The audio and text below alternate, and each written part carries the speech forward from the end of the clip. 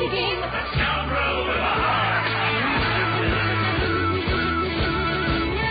From the halls of Montezuma to the shores of Tripoli, there was never a leather graver that got into unity. In all the bold events of Napoleon's attack, there ain't a French or pirate rogue who don't know Jack. From the halls of Montezuma to the shores of Tripoli, sail around the bloody world to defend democracy. And when you need a pointed man to trust to watch your back, just ask the boat right next to you. Damn right. It's Jack. Welcome back, everybody, to another round, Suns and Shadows. I am Jeff, joined as always by my co-host Kevin. We're going back in time to an action block from the mid-90s to the early 2000s before it all got canceled. But one of those shows that was in that action-packed block was Jack of All Trades, starring Bruce Campbell. Kevin, do you even remember this one, or was this something you did not know existed until now? No, okay, so I remember this one, but I never got to see it. I remember hearing about this in Wizard magazine, saying that Bruce was getting his own spin-off show, and it wasn't part of Xena or Hercules, but it was still going to be under their umbrella. And I just knew the title. So up until this week, knew nothing about it. All right, yeah. I remembered watching this back when it first aired. I know I at least watched the first season because a lot of it seemed familiar on our rewatch because it was paired up with another show called Cleopatra 2025. And instead of doing 1 hour-long show, they decided to take the resources and do 2 half-hour episodes and shows so they could fill up that 1 hour time block. It's like, well, which is going to work, Jack of All Trades or Cleopatra 2025? Let's just make them half-hour episodes and do both and just see what works. Unfortunately, neither of them really went past 2 seasons, but since I was a fan of like Hercules and Xena at the time, I was already watching this action-packed block, so it just fit right into my usual viewing schedule. So I do remember this. I remember not liking it as much as I do now, though, to be honest with you. This was not one of my favorite Bruce turns until rewatching it now. I can totally get into his character a bit more. Yeah, I don't know how I would have taken this back then. Because again, only looking back at Xena and Hercules as far as Renaissance pictures went, as far as their TV legacy, lack of a better term, was not my thing at the time. Like I liked different TV, more highbrow stuff. Was not necessarily there for Kevin Sorbo, just in general. Like it wasn't like I didn't dislike it, but it wasn't necessarily my thing. So I don't know how I would have received this as a kid. I think I would have liked it simply because it's Bruce Campbell. Yeah. But it's definitely in their pantheon of I can't say schlock. It's not schlock at all. It's very smart and very funny. But it's very stupid too. Yeah, that's what I basically remember is when I was watching this show is when I was younger. I just thought, I like Bruce a lot in this show. However, it's historically inaccurate. It's stupid beyond belief. It's very unbelievable. It's wild. It's all over the place. It's inconsistent. There's no reason I should actually like this beyond Bruce. But I do. I actually really like this show watching it now. But as a kid, this was just, it was too much for me. I did not like the setting. I didn't like the outfits. I didn't like the horrible French acting that was going on. I barely enjoyed seeing Vern Troyer in this show. Oh, but God. But just rewatching it now, I actually have a bit more of an appreciation for it because we've seen Bruce do so many different roles and he actually really excels in this. And giving this an honest chance this time instead of, man, I wish this was like an Evil Dead show. Well, eventually we did get our Evil Dead show. That's a different topic entirely that we've already talked about on our podcast before. But just seeing what he's done throughout his career and then going back and revisiting some of his projects like this one and maybe giving them another look, this is pretty good. Now, not all episodes are great. We'll get to that later. Some are pretty bad. There's some really good, fun ones in here that more than make up for it. Did you have episodes that you didn't care for? There was a few that I was just kind of bored at, but I still laughed. I still had a good time with Bruce, but like some of the main problem for me is by the time you get to the last like 5 minutes of the episode, it feels like we're missing another 15 or 20 minutes of the show. Yes, and that's the time constraint. I mean, like it's its best upside, worst downside.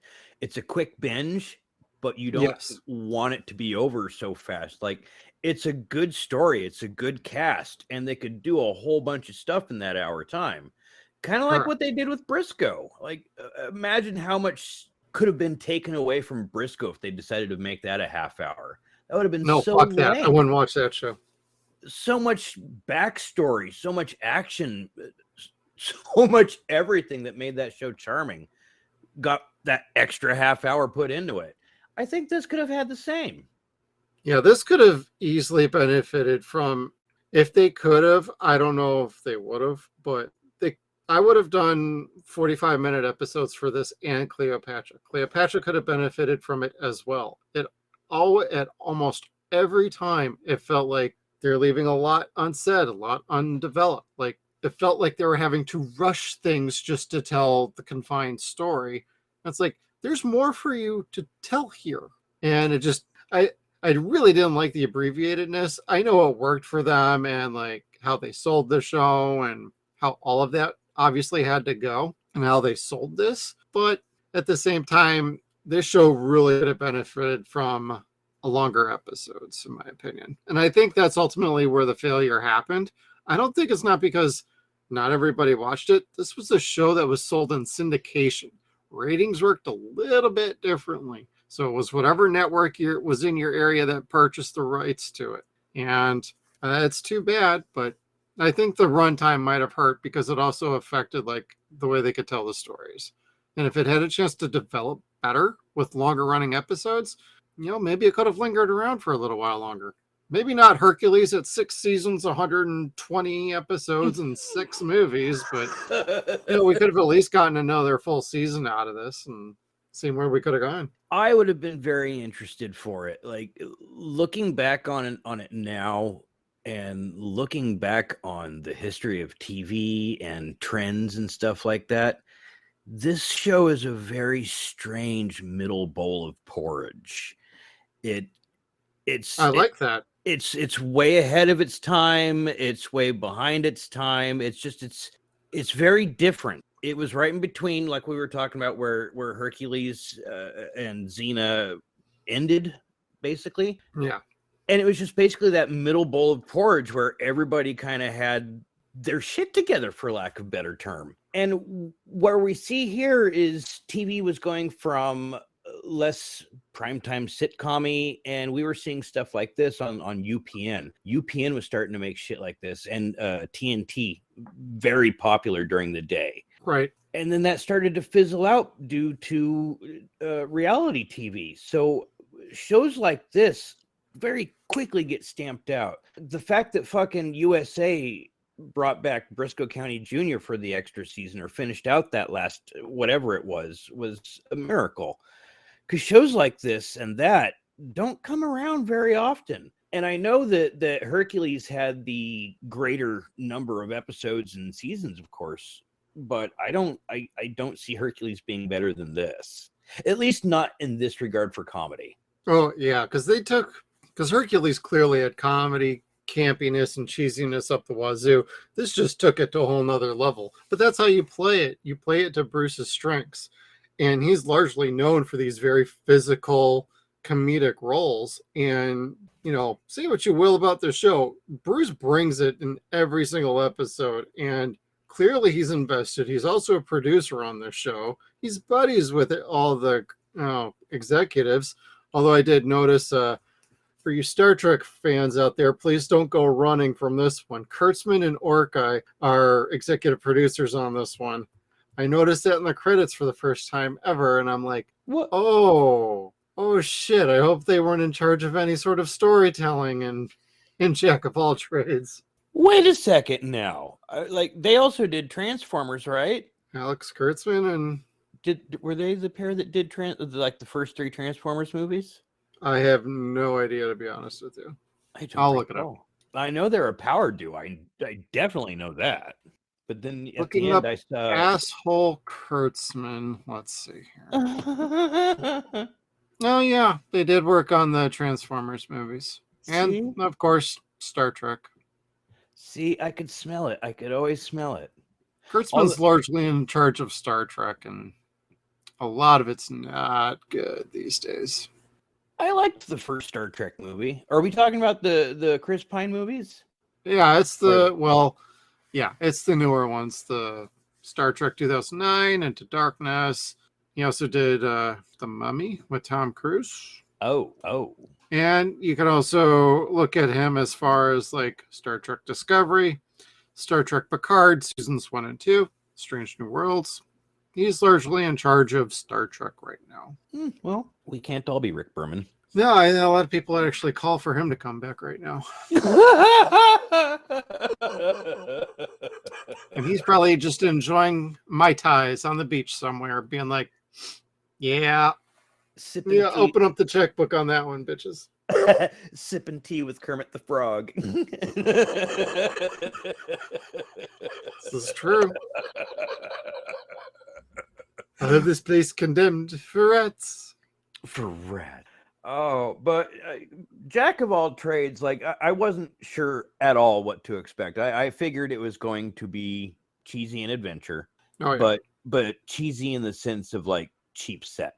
Not the case at all. This is cheesy as far as jokes go. And my notes very quickly went from Jack, a U.S. spy, rescues president's niece and then shags her, lol. Has to jump from a ledge to escape the French, uses niece's skirt to parachute. Right there, like at that third note, I knew exactly what this show was going to be. And for whatever reason, I was just like, I am so here for this. Bring the popcorn. Yeah, like I will straight up say, just like I mentioned a few minutes ago, I wasn't a fan of this back then.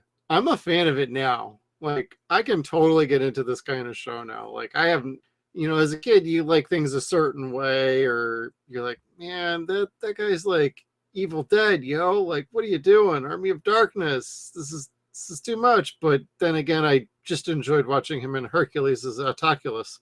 I guess, okay, fine, I'll give it a shot. Now I'm like, I'm eager. I'm ready. I've been saving watching this since we started this podcast. This is one of those that's just been, we're doing this one. And I'm glad we did it, because now I'm finally getting to see it all the way through again and through more mature eyes and glasses. And I can totally appreciate this kind of goofy show. Just, like I'll say it a couple times, but I just wish the episodes ran a little bit longer so we could get more meat off the bone with all the wonderful actors that were in this show. Because a lot of the characters, that's what makes the show work. Maybe not at first, but after a few episodes, when everybody's got the chemistry flowing, it's really good. Yes, like it's really riotous, for lack of a better term. Like, it will have you screaming at certain points. It's so goddamn funny. And it's the naughtiest shit. Like, oh my God, the innuendos in this show would make Austin Powers blush.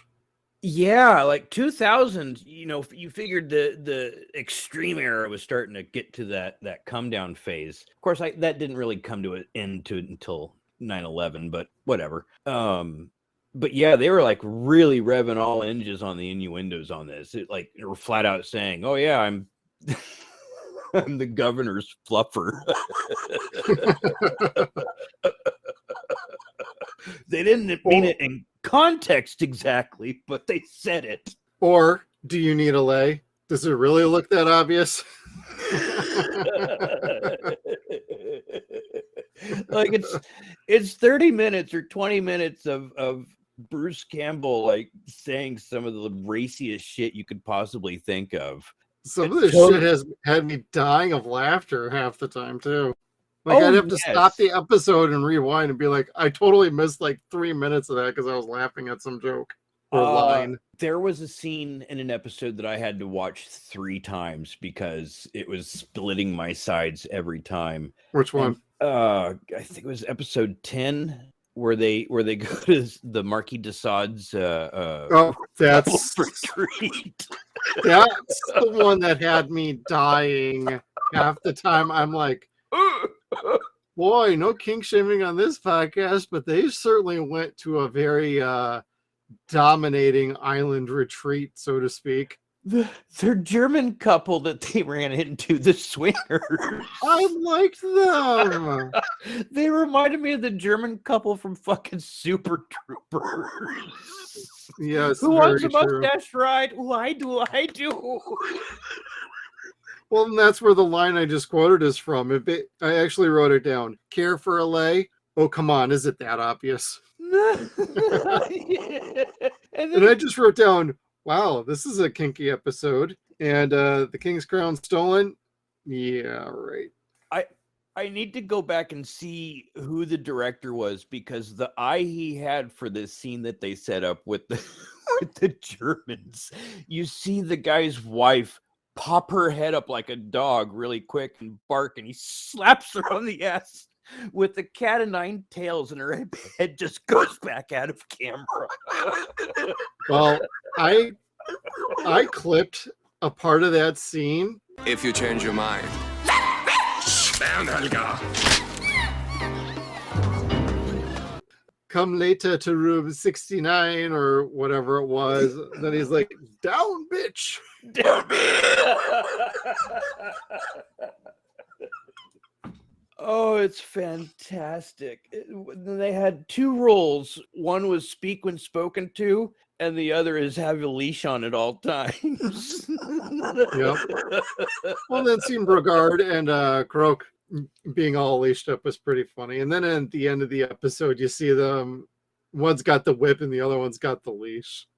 Oh, it was fantastic. And in the same regard, I'm surprised they did not have a Zorro the Gay Blade joke in here anywhere, because this was so right up George Hamilton's alley for that movie. Like, the humor was very much the same in that episode. Oh, yeah. Because again, it's like you said, it's not kink shaming.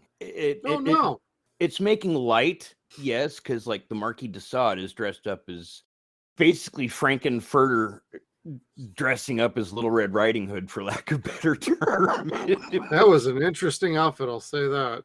Yeah, like it was a lot of studded. No, I'm sorry. It was more like, say, if Frank decided to wear Michael Jackson's red Thriller jacket. That was a much better description. Oh, yeah, I like that description. That's pretty good. Oh, man, like the triathlon that they did in that episode, too, just made me wince. Oh, God. The dog Especially show. when they had to do the bicycle racing part. And that's all I'm going to say about that. What was it? Croak throwing the spikes and nails down so Jack would have to step on them or get his knees on the ninja spikes. It's like something like that, yeah. Son of a bitch, ninja thorns. Arr. Wasn't that how they took out the German couple? I think so, yes. Yeah. Because then she attacked the owner because she was mad that they lost. The show is just wrong. It was so wrong. It was funny. And it was very innocent. Again, all sexual harassment, but it's much like Ash, where he's constantly sexually harasses Kelly. It means absolutely nothing. Right. So I don't know. And I know you can't say that sexual harassment is nothing, because it's not. But in this show, Bruce or Jack absolutely means it nothing bad towards Amelia whatsoever. In fact, we see in an episode prior to, they care enough a lot about each other. Love potion number 10. That was fantastic. Oh, man. There should have been like cold showers or spritzels everywhere every 5 seconds. Well, that's how they ended the episode is, I need a bunch of cold showers right now. And she's like, I got to go. I forgot what she had said, but they both were like, yep, we got to get out of here. This hormone is not wearing off. I think she said she was going horseback riding or some shit. Well, yeah, that's right. Yeah, I'm going to go horseback riding. I'm going to go take a few cold showers. And we both know what that means. Oh, God, I can hear the lady from fucking Connie on The Great Outdoors. Go find yourself a spin cycle. Oh man, I haven't seen that movie in a while. That'll be for next year. Hells yeah. No, but this what I was going back to as far as being that middle bowl of porridge after. Okay, so we got to a point in TV where reality TV just destroyed fucking everything because it's so cheap and every network that could make a show and sell it fucking throws it out there because it's peanut. But then we get to Survivor, yo. Yes. Then we get occasionally good shows like Terminator, your franchise shows. They come about here and there. And that's what I would have really liked to have seen more in the 90s and shit like that. But mostly what I got to see on TV was like horrible crime drama, sex crimes like SVU all the time, or the shows where someone's going to die this season. 5 people are going to die next season. Who's it going to be? That's not fucking entertaining to me. This is no thought process whatsoever. Like, you really better shouldn't or best not put any thought process into it. Like, there gets to a point where Lewis and Clark find them and they think they're in Oregon. They just took a left or that wrong turn in Albuquerque. And for 30 years, we're stranded on an island. Yeah. They're in the South Pacific. Somehow Blackbird's there. The French are all in the South Pacific. It's very confusing as far as geography and time and people. So again, no thought whatsoever. Just go into it with popcorn and an open mind to laugh about stupid shit. Yeah, that's what I mean about, like, if you're looking for historical, accurate period time and things make sense, yeah, this ain't your show. Move on. Yeah, and because they took what would make sense for a story they wanted to tell. Didn't, clearly they got more modern jokes in this. If you're looking for something else out of this show, you're just not going to get that. You're going to get the crazy zany, hey, let's have some fun with this show. And that's what this show is absolutely a turn your brain off popcorn show. One of the things that got me in that regard, saying his name again, was Blackbeard, where they call him the filthiest mouth or the dirtiest mouth on the 7 seas or whatever. And it's like, oh man, he's going to be a potty mouth. Well, no, it's not necessarily that. He has halitosis and everyone just can't stand to be around him. Nobody, not even his crew, linger around for long. Yeah, like he drinks kerosene to spit fire. He's just gross. That's how you sanitize that mouth.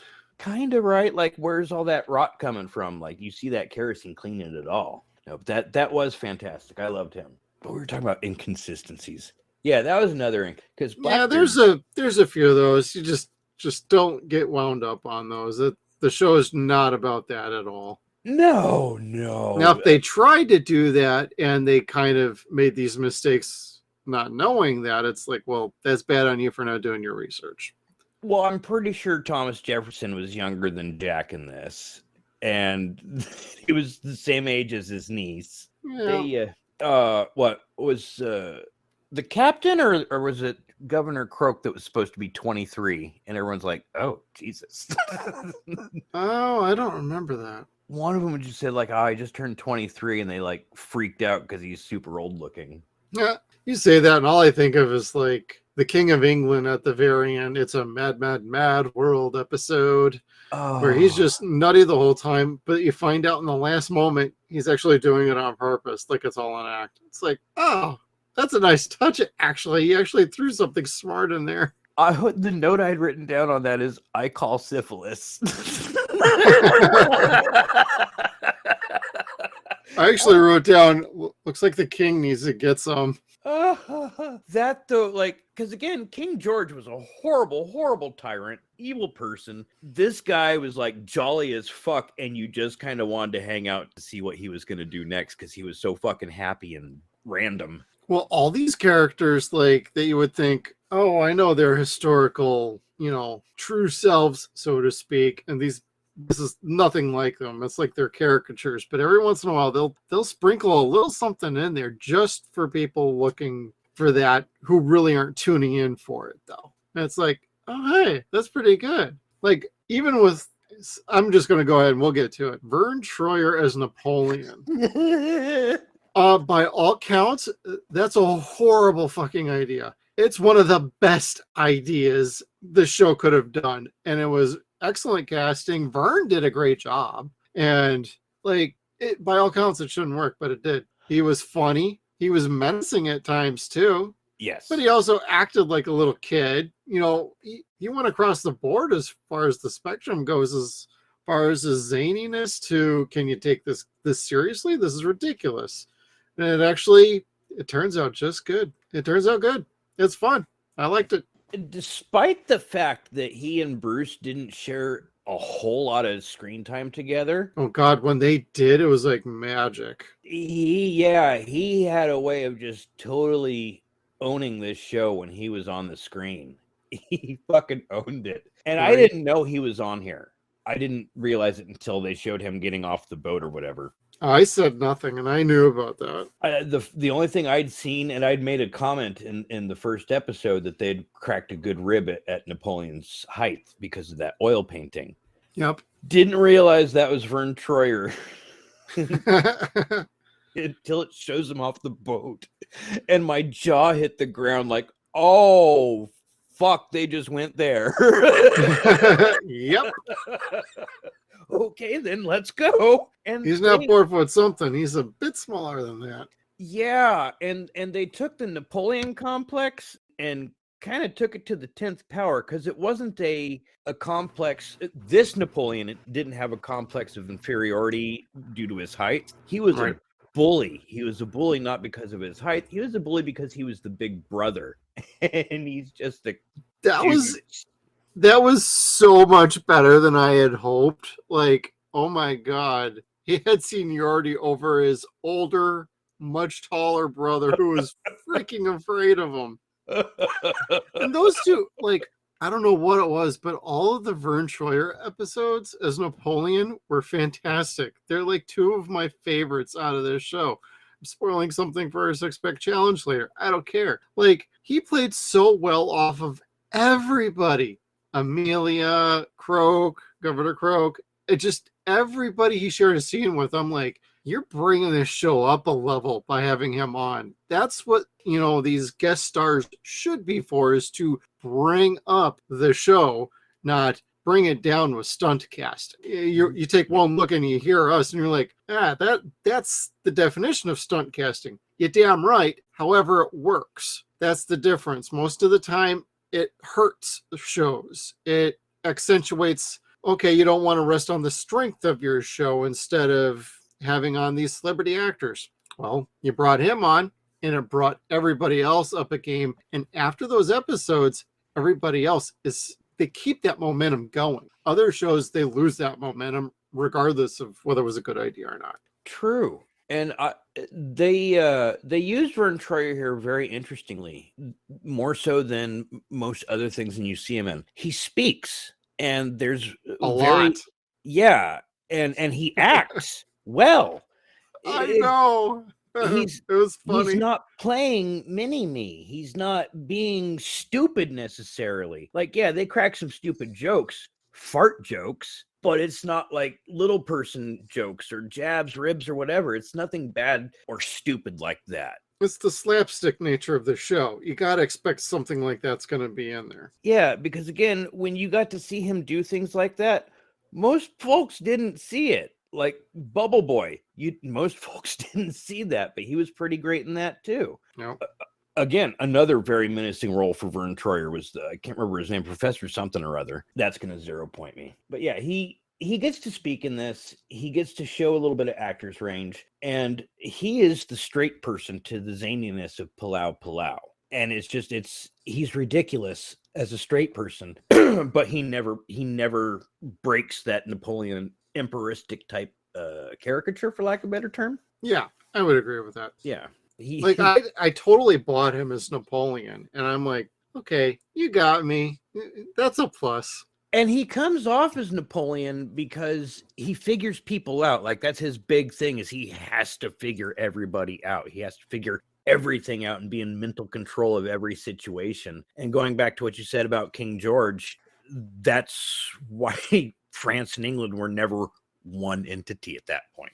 Well, yeah, they actually made a very good point at the end. Even without Vern having to be in all the episodes, since you introduced him, you could bring up his name and be like, oh yeah, okay. At least you're keeping him in the thought process and in the conversation. And then when you get to King George, he's like, there's a reason why Napoleon hasn't invaded England, because he predicts people. And if you are unpredictable, he doesn't do anything because he doesn't know what to do. That's his strategy. He's very smart. He's very cunning. He's very, however else you want to put that.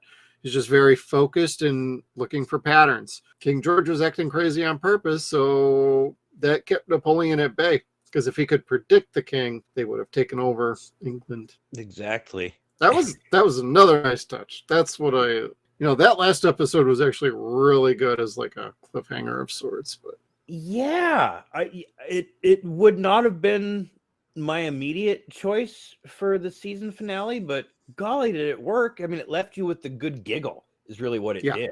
Like, it wasn't a cliffhanger of, oh god, shit, we got to be back next season. It left you with the god damn, that was funny. And at this point, I hope they put this out on DVD. Exactly. Which, it's Universal, and we all saw how Universal treats their TV shows.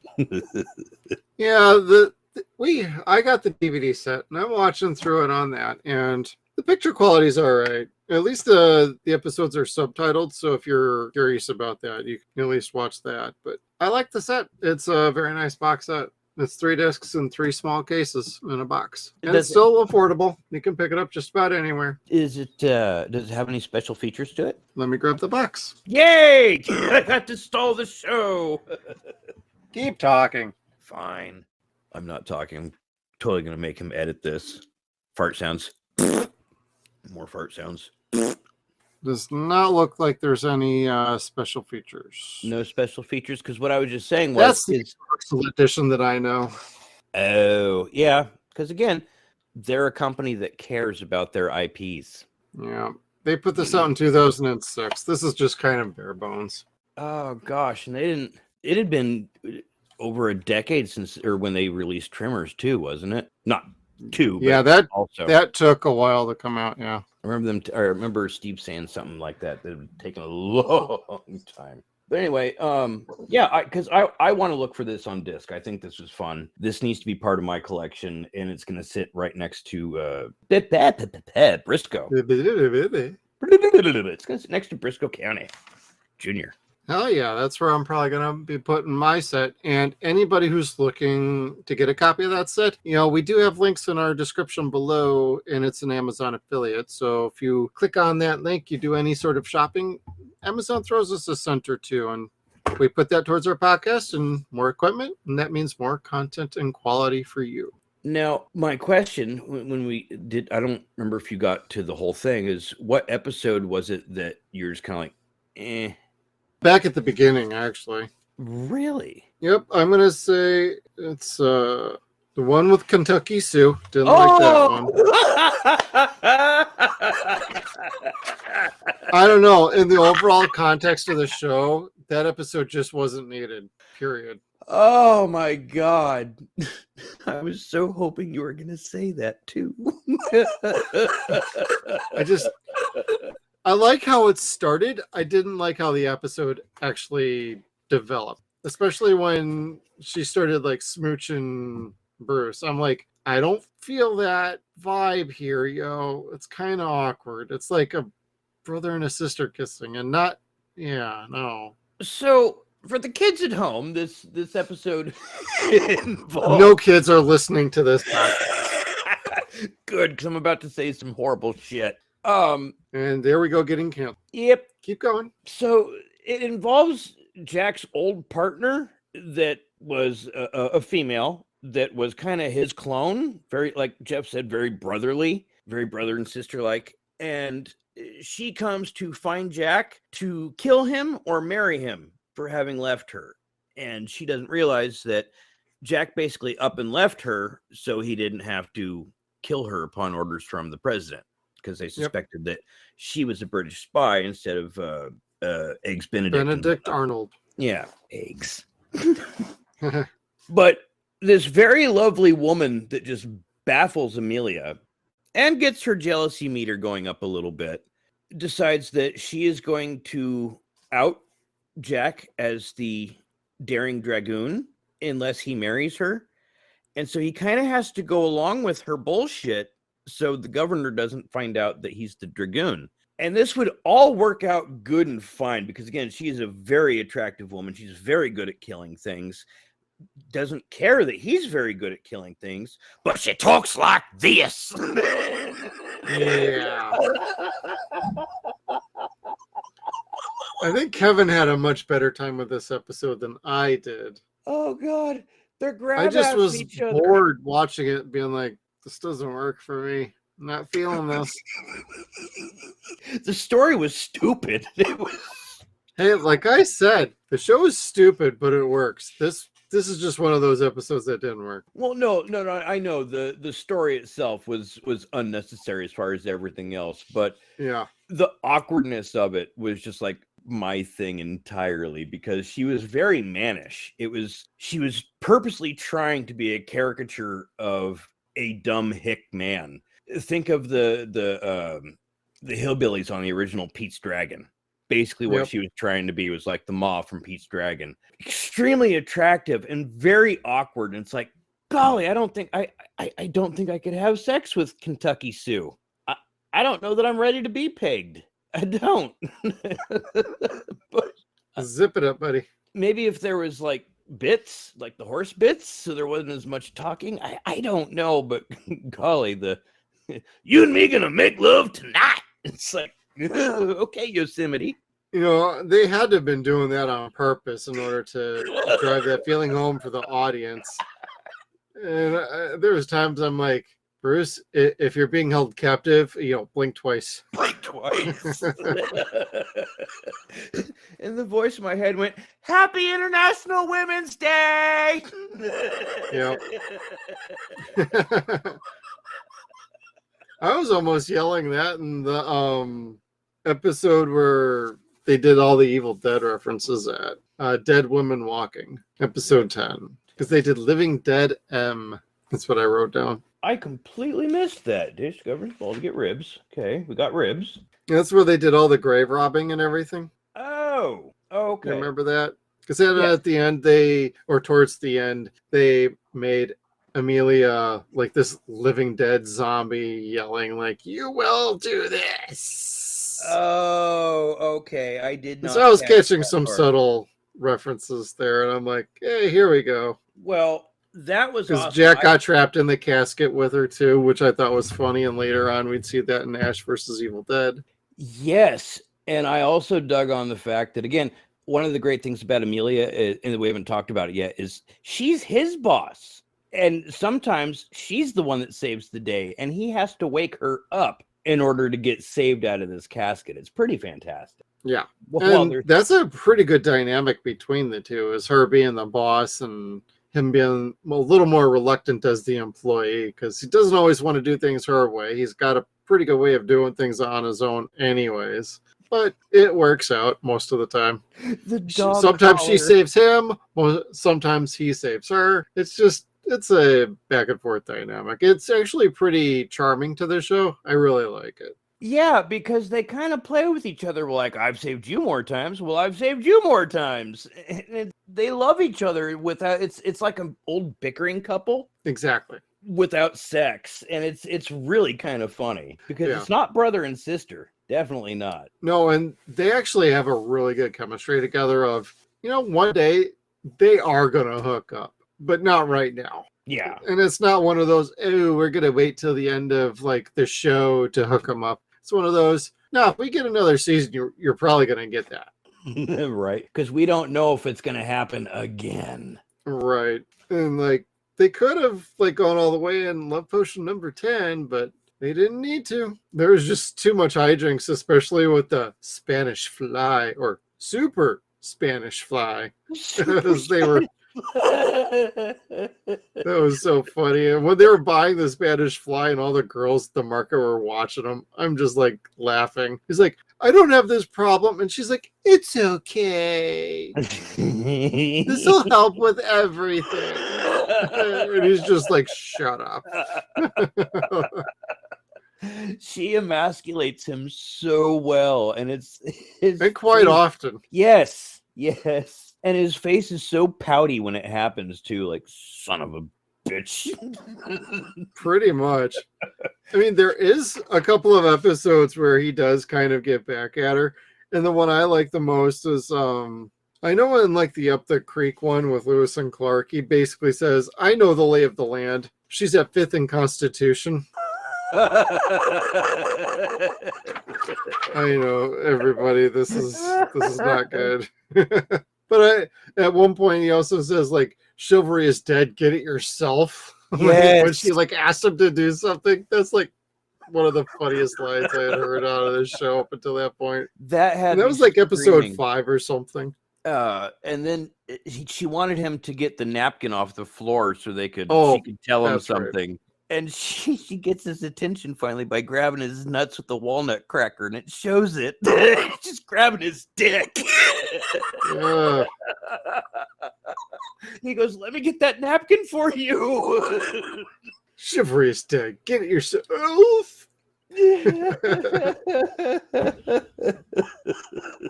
Oh, again, this is so silly. It's not stupid. It's silly. Silly is stupid is something that is just completely unwatchable. And going back to what I said with the shows that are just completely serious that suck, this is from a time where they didn't care about being serious. They were just wanting to make something fun and funny. It's an adventure. It's a comedy. It's more or less a romance occasionally, but this is fantastic. I wish we had more things like this. And things like this doesn't sell anymore. Yeah, it's really unfortunate. I think there's a spot in the world on television for something like this now.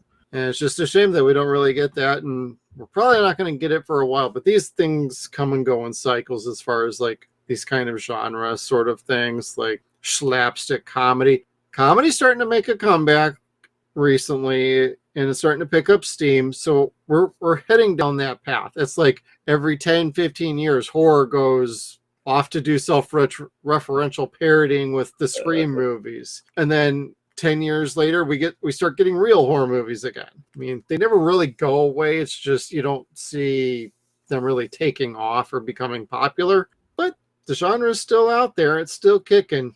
It'll be back. Yeah. It comes.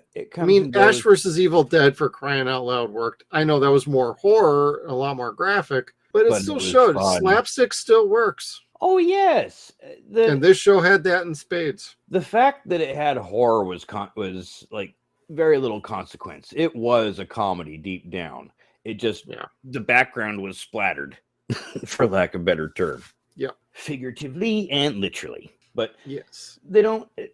I wish you'd see little stupid, silly things like this, because times with too seriousness or too much seriousness, we've got civil war brewing all the time in this country. We've got actual civil wars going on in other countries. Why not have a little bit of stupid to sit back, relaxed, and enjoy watching?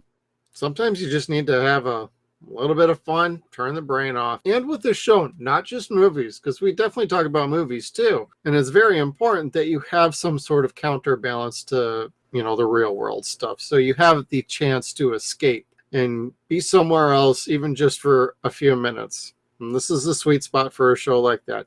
Now, these days, a lot of these kind of shows are more animated and they get a little more racier, raunchier. This is like a good in between from like going too far and then not going far enough. Yeah, that's actually pretty accurate. Like again, saying I'm the governor's fluffer, but not actually kissing your girl. Two very opposite ends of the spectrum on this show, which both are true. Hey, at least he got the governor hooked back up with his hot wife. Camille, the vampire queen. She was great. Camille, when she showed up, I'm like, that made the governor a little bit more okay. I understand this character a little bit better now. Let me see her name. Her name was Ingrid. I can't remember her last name. She was in Ash versus Evil Dead. Yeah, I thought I recognized her. I couldn't. Ingrid Park. She plays Camille in 3 episodes. Okay. Don't remember that at all. which is horrible because we're supposed to be the experts on that shit. I blame you. You know, it's been a while, and we've been watching some pretty crazy shit, so I need to watch some horror. Well, we're gonna Sit here and talk about how time horrible the world is, and we need more comedy. But you know what? I'd really like to see someone get fucking eviscerated and decapitated. Well, John Wick 4 is up next, so we're going to get some of that. Which is funny because, of course, this is the podcast people can't see, but we have the podcast cover standing over the sets for John Wick 4. Yep. Which are all digital, so there's nothing except for all the guns. There's the fourth wall that just fell over. I should find a sound effect for that and start adding that in. Something falling over, like a shelf of movies or something. Well, I happen to have a shelf of movies sitting right here. Dip it. I'm going to clip it. No, I'm kidding. No. It's all my Misty stuff in my horror films. That's all right. I need to find that. Like, my wife took and used 2 shelves off of my DVD rack to try to bamboozle me as far as what was in the Christmas present last year, but she lost the fucking shelves. So it's like, that's fantastic. You made a little box look like a big thing, but I'm missing like 50 movies now that can't go on this shelf. No. And some of the things that she got me were movies to go on those shelves. Damn it. Yeah. Whatever. Jack of all trades. Ba-doom-cha. And it's not even 0.9. Nope, it's not. Kevin, did you like any of the French characters in this one? We've talked about just about everybody else, and we're talking about the French wives, but we're not talking about the French men. Croak is a special kind of bad guy. I really, really liked him. Captain Brigard, he has one of the best lines in the whole damn thing. God, where is it? It's towards where they're having dinner together, and Jack says something. Here it is. It's the chivalry's dead. Get it yourself. The captain states that he would have Jack hanged by his ooh-la-las.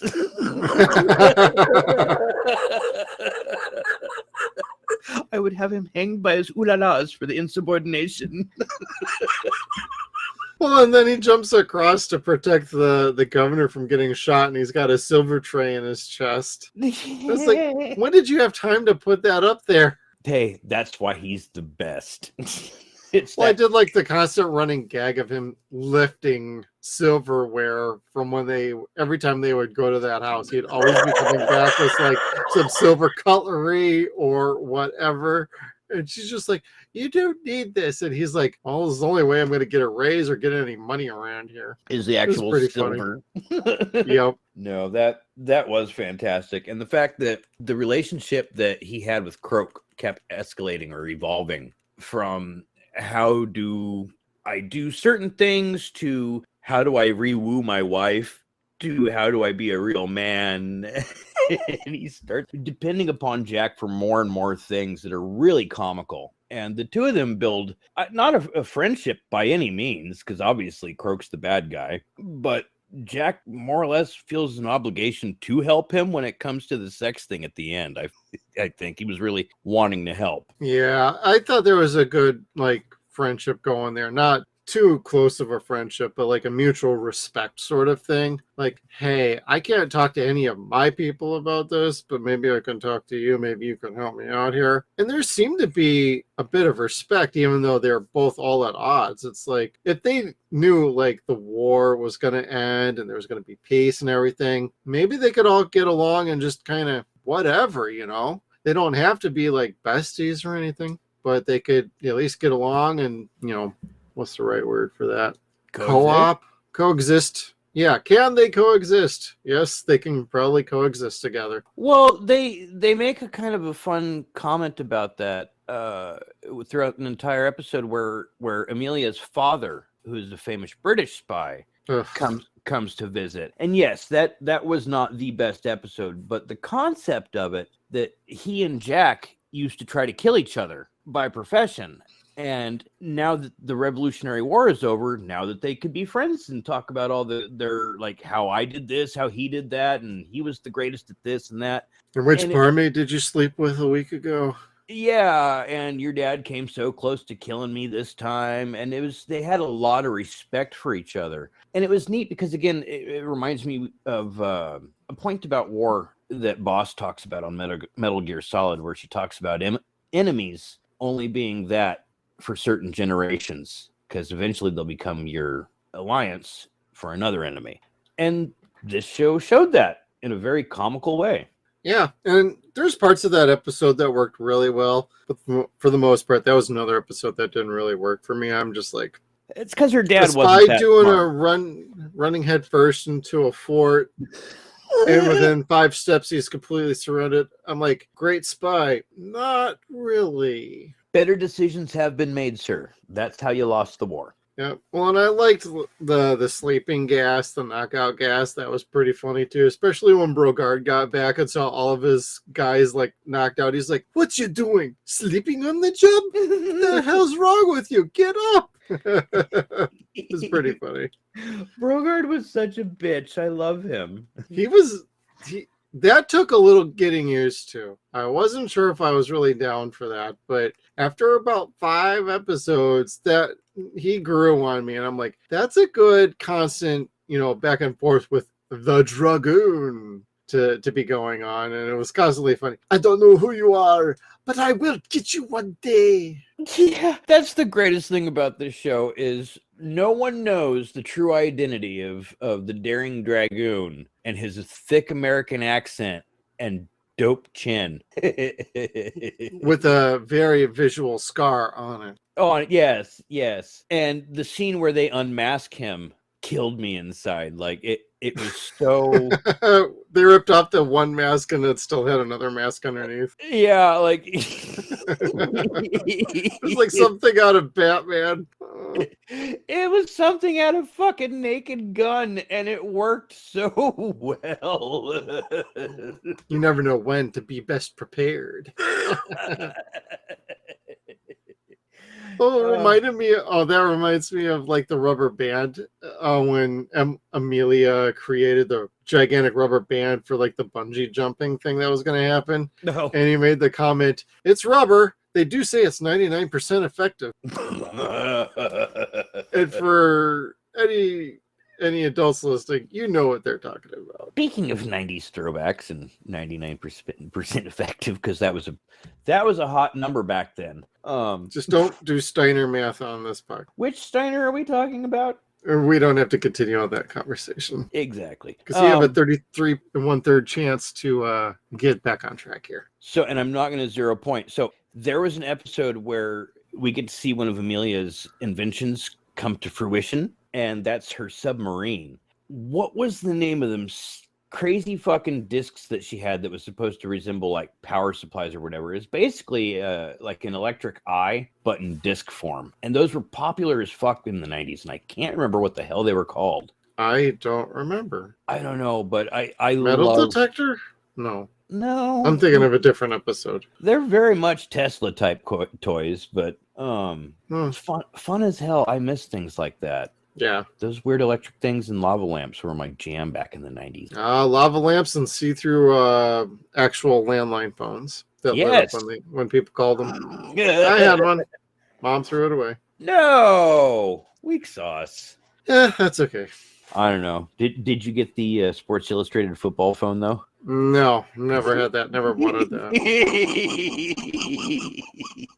I was perfectly happy with the stuff that I had. Oh yeah, I'm sure. I don't even know that I actually had one of those. I know my cousin Joey did. He had one. Including a few Sports Illustrated swimsuit issues. I might have had 1 or 2 of those. Although we had a porno that got passed around in my cross country team that we would traditionally put into freshmen's backpacks at meets.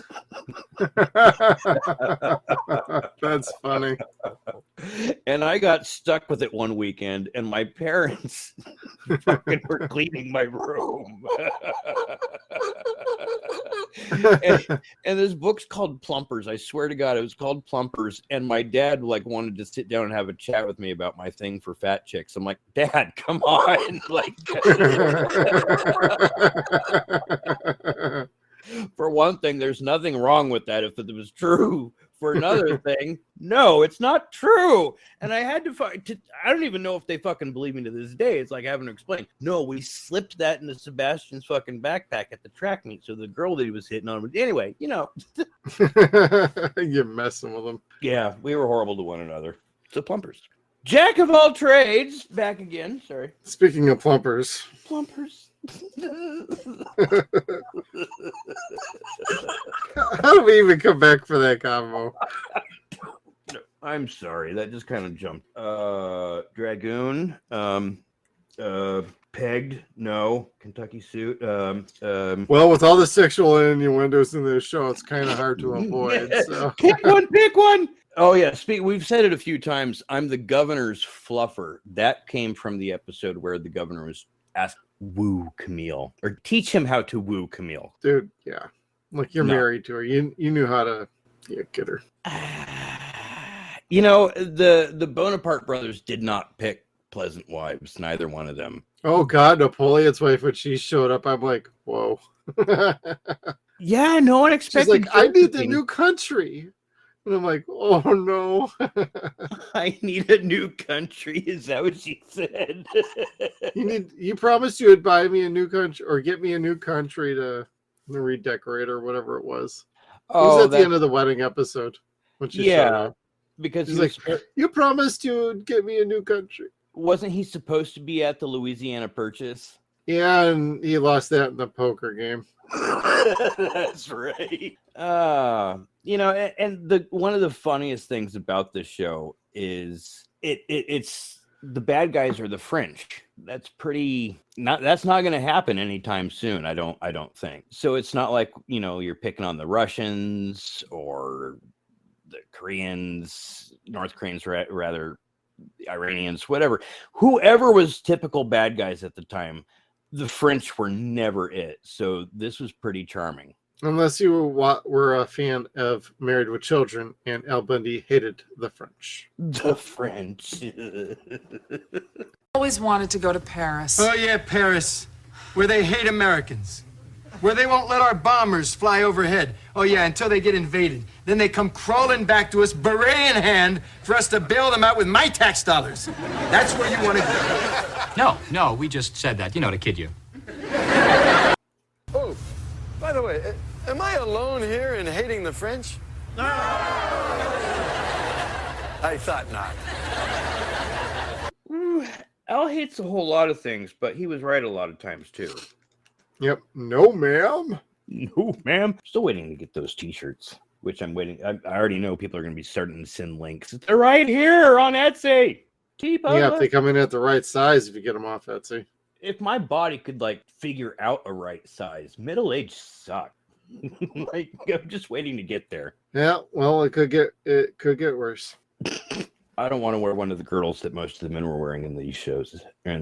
Speaking of which, this was filmed in Australia, and everyone's wearing 1800s, 1700s costumes. How bad did that have to fucking suck? Oh, I know, right? I wonder if that's why half the time Bruce was constantly getting out of his jacket for fights and things. It wasn't just for show. It was just, I'm hot. I ain't working in this fucking leather jacket. No shit. Although, going back to what I was saying about Zorro the Gay Blade, George Hamilton had this dope swagger about him in that movie. Jack exceeds that swagger in this, specifically when he throws the cape over his shoulder whenever he leaves like Batman. Except for he laughs like George Hamilton, more or less like, nah!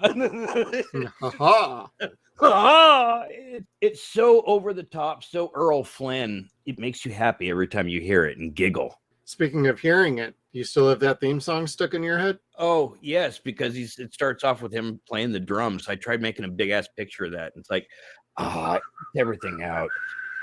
Stupid full screen. Play that song one more time. In 1801, the revolution had been won. That's as far as I could remember, and that's more than I could remember. I just remember 1801. Yeah, I guess. From the shores of Montezuma. Oh, yeah. Was that a diarrhea reference? I don't know, but it sounded funny. Yeah, like Halls of Montezuma. I'm like, well, I know what that means.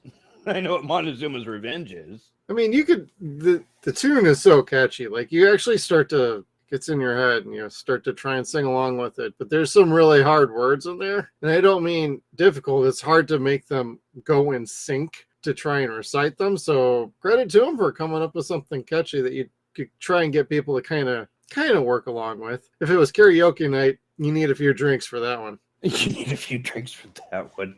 The songwriter is probably some asshole like Richard O'Brien. It's like, oh shit, well, I know the song goes like this, but I wrote the lyrics like that. What can you guys do? Make it work. Yeah.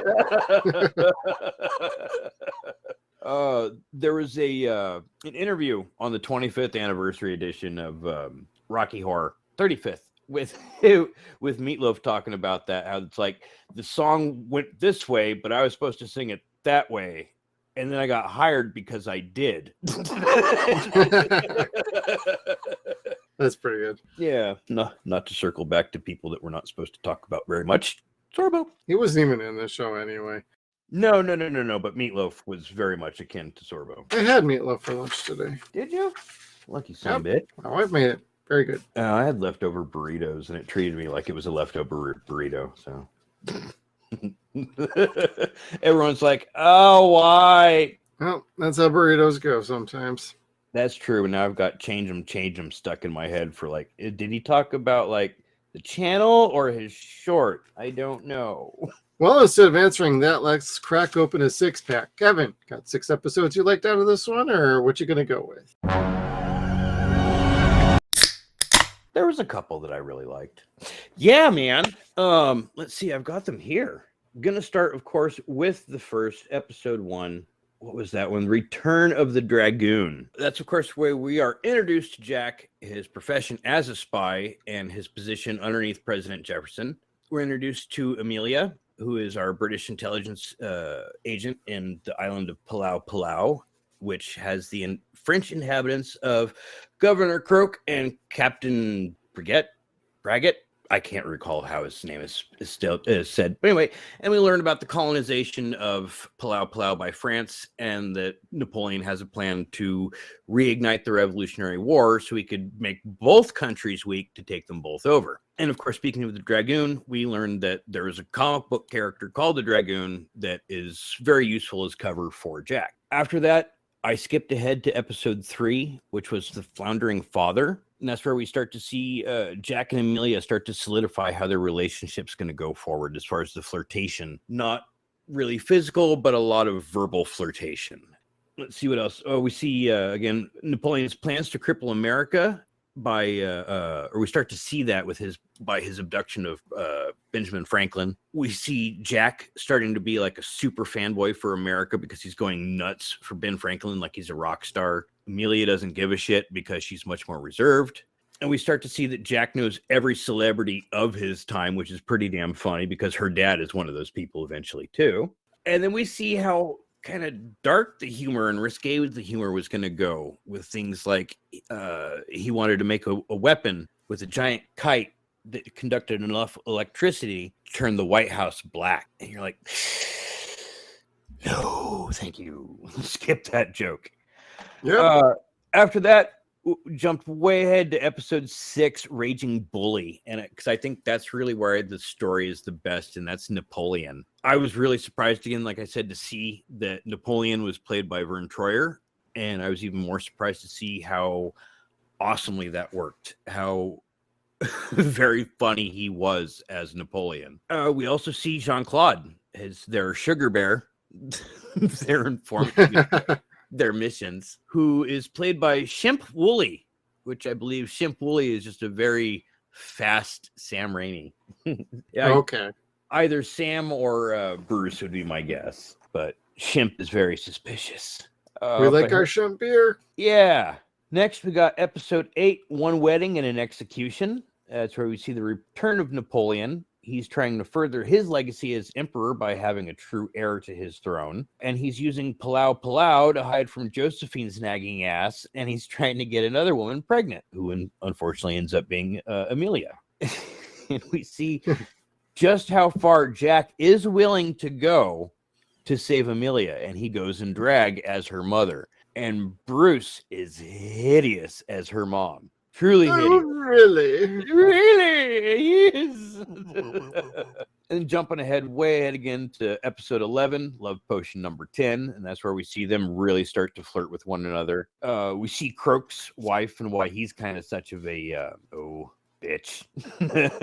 And the last one I had was It's a Mad, Mad, Mad, Mad, Mad Opera. Simply for that last line that King George had at the end where he says, I once played chess with Napoleon Bonaparte. And if he doesn't know what you're thinking, he won't make a move. Or if he thinks you're unpredictable, he won't move an inch. Exactly. I really liked that. That one line that the king gave there at the end kind of solidified the whole thing for me. Nice little bow it got wrapped up in. Yeah, I had a nice little buzz after that. Excellent. My list is actually pretty similar, just a couple differences. Like Kevin, Return of the Dragoon. It's a great first episode. If you're not digging the vibes from it, you best skip the show at that point, because after one episode, if you're not liking it, it's definitely not going to be for you. I do like the characters. I like who they cast. It's just a well-rounded pilot, and it hits the ground running and doesn't let up from there for quite a while.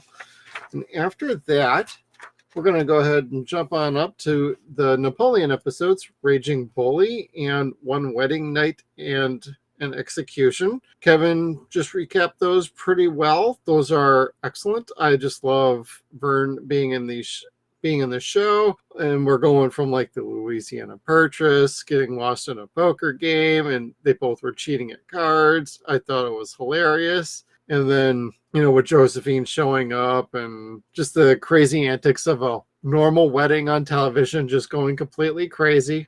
I'm a wrestling fan, so that was not lost on me how dramatic and wild it got. No chairs were thrown, but there was a sword fight at the catering table. And then after that, I'm going to go to The Dead Woman Walking. I really like that one because it had some homages and references to like Ash vs. Evil Dead, and I got Living Dead M. I kept writing M because I think that's a great little short name for Amelia.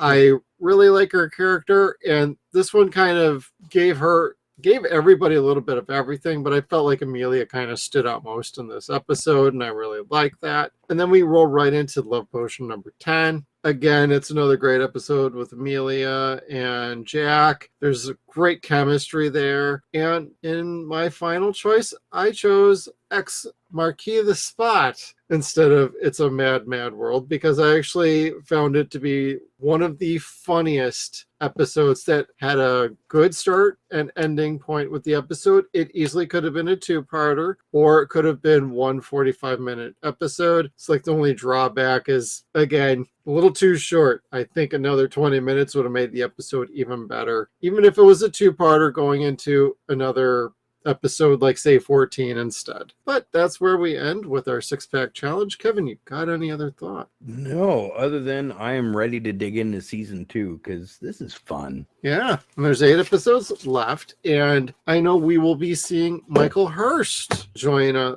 the cast in season 2. I believe it is the 2nd episode.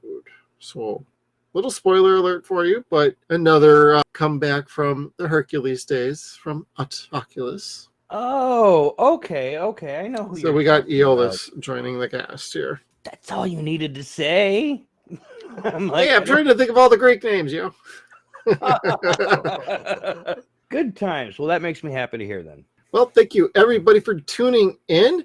Our next episode is obviously going to be season 2 of Jack of All Trades. If you got any comments, questions, thoughts, memories, have you seen the show? Did you like the show?